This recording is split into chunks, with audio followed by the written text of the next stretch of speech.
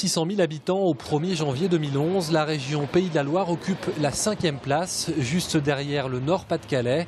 Chaque année, 23 000 nouveaux habitants s'installent dans notre région, et ce depuis 30 ans.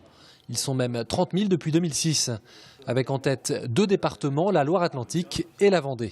Les Pays de la Loire bénéficient de 2 moteurs de croissance de la population. Le premier, c'est qu'on fait beaucoup d'enfants en Pays de la Loire et donc il y a chaque année plus de naissances qu'il n'y a de décès. Donc c'est ce qu'on appelle le moteur du solde naturel, qui est très fort, qui compte pour moitié sur l'ensemble de la région. Et le deuxième, c'est la capacité des Pays de la Loire à attirer plus de nouveaux habitants que d'habitants qui quittent les Pays de la Loire pour aller dans une autre région.